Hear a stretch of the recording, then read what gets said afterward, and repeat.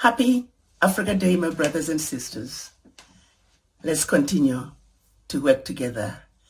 Unity of purpose, and remember, no justice, no peace.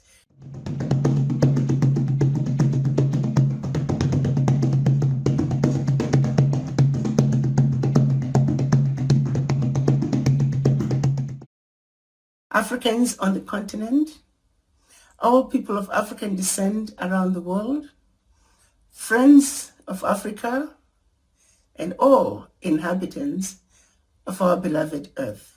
Happy Africa Day. As we celebrate Africa Day, let's reflect on what our Pan-African fathers wanted to accomplish when they met in Addis Ababa, Ethiopia, back in 1963.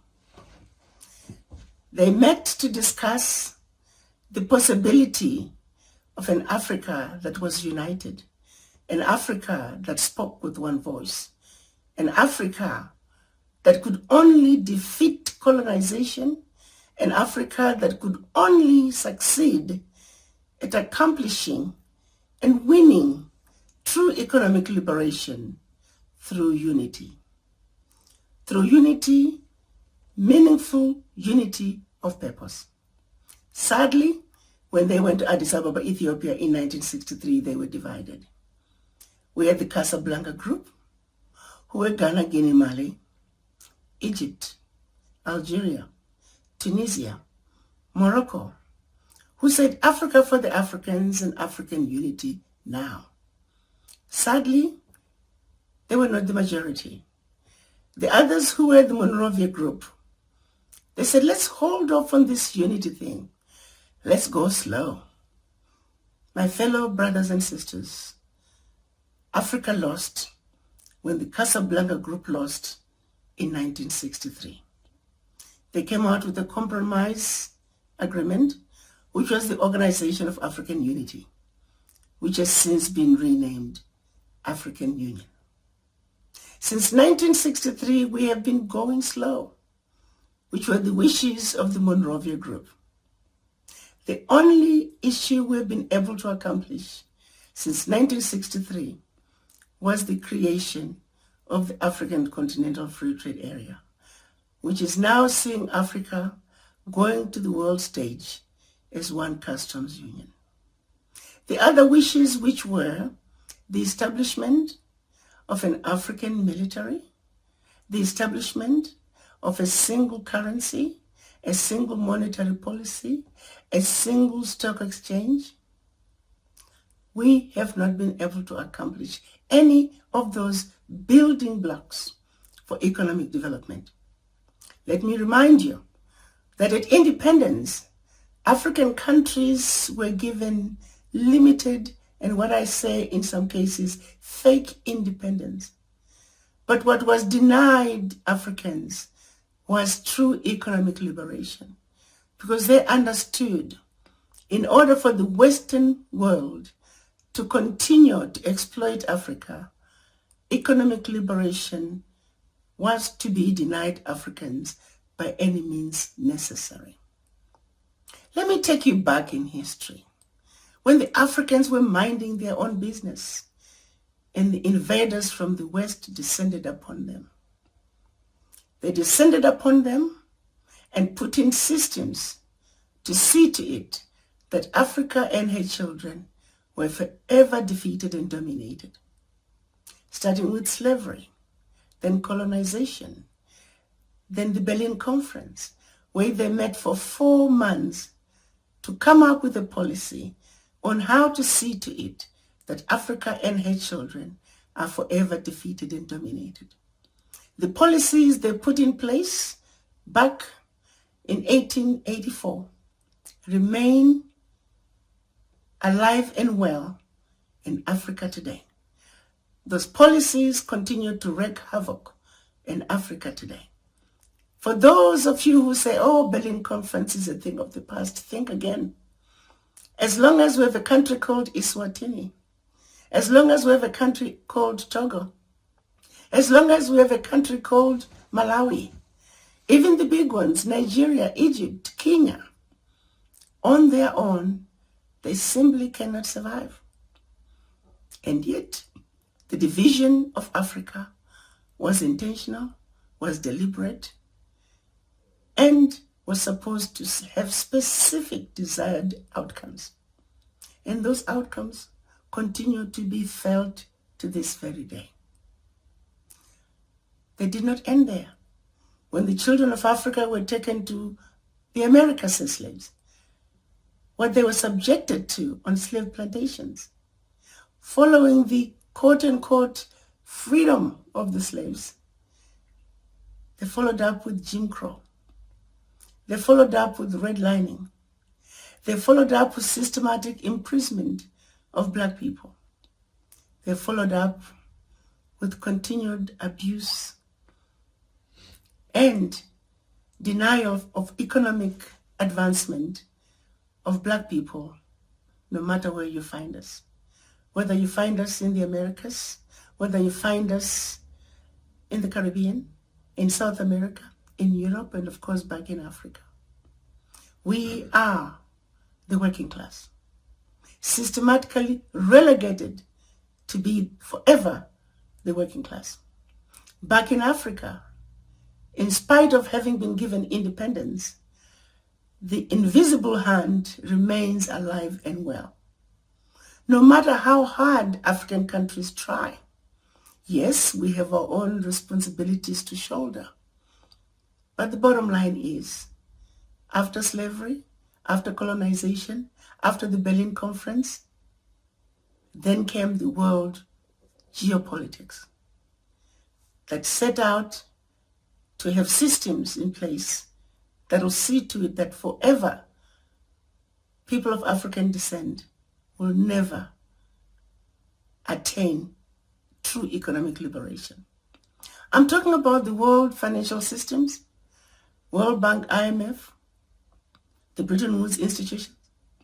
I'm talking about the World Trade Organization, which has blatantly ignored abuses of Africa because it was created and understood that Africa will forever be providing raw materials to the Western countries to the detriment of the Africans. I'm talking about the World Health Organization, which, as you saw during COVID, Africa was left hanging. I'm talking about the United Nations, an entity that is supposed to be the watchdog for human rights around the world. The 3 members of the 5-member UN Security Council are some of the biggest abusers of human rights through slavery. Slavery, which is yet another war crime that no one is yet to be prosecuted. Colonization, which is a war crime to which no one is yet to be prosecuted. There is a need for these war crimes to be referred to the ICC. What is the United Nations rather doing about this situation? The watchdog for human rights violations, at the realm of it, are 3 countries that are the biggest perpetrators of human rights violations in the history of mankind. And by that, I'm referring to slavery. All other nations, all other races that have been wronged, the Japanese, the American Indians, the Jews, you name it, they have been compensated. Reparations have been paid, and yet the biggest crime ever committed on any group of people through slavery, the people have never been compensated. The issue of reparations is way past due. One then looks back and says, as a people, why is it that we have failed to push back against these blatant abuses? Some of the most egregious ones, for example, the European nations that continue to refuse to retain the remains of our ancestors because they were classified as trophies of conquest. To this very day, evidence of murder, they refuse to return the remains of our ancestors for proper burial, just to give them simple human decency. United Nations sits back and watch this and they say nothing. The artifacts, priceless artifacts which were stolen out of Africa, they don't deny it. Oh yes, we stole them, but we're not returning them. They're nicely displayed in their museums throughout Europe. Some are still in basements, not yet displayed. They simply refuse to give them up. Where else could this level of abuse occur except in Africa? Where else could the people also collectively fail to demand that what is right be done? It's because they defeated us where it matters the most, the mind. The mind is where they defeated us, where we have this inherent fear of those who don't look like us. My brothers and sisters, how long are we going to continue to allow those from the West, and now joined by those from the East, to continue to abuse us, to continue to exploit us? You see, you got to remember, when they invaded Africa, they invaded us as a continent. When they enslaved us as Africans. When they colonized us as Africans. When they exploit us, they exploit us as the continent, as individual countries. You take it to the next level. When we were taken away to the faraway lands as slaves, they enslaved us as black people. Even within the plantations, they divided us.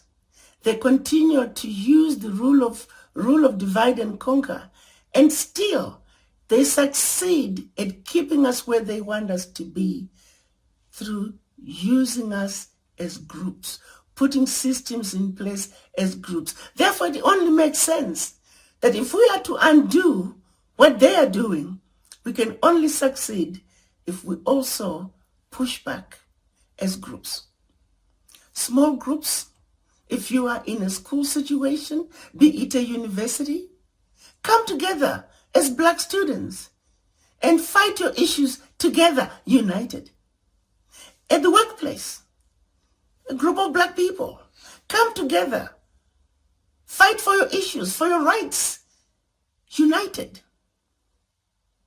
As countries, come together, fight as a country and push back. As regions, be it the Caribbean, South America, in Africa, come together and fight these wars at every level as groups of us black people. That is how they defeated us. That is how we are going to defeat them. I'm talking about unity of purpose.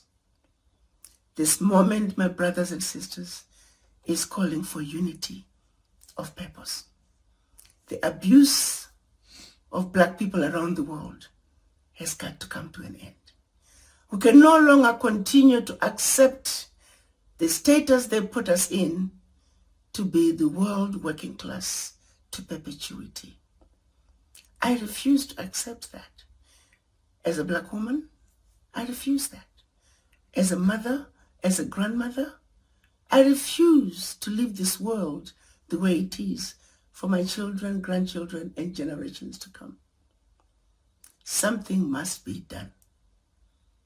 And it starts with you, taking that ownership, taking that responsibility to wake each other up, to educate ourselves, to understand the genesis of why we are where we are as a people. We must come together, just like other races have done. Unity of purpose is what this moment is calling for.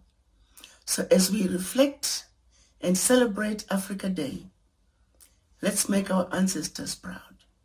Let's pick up where they left when they fought the wars of resistance and resisted occupation, but lost because they were using bows and arrows.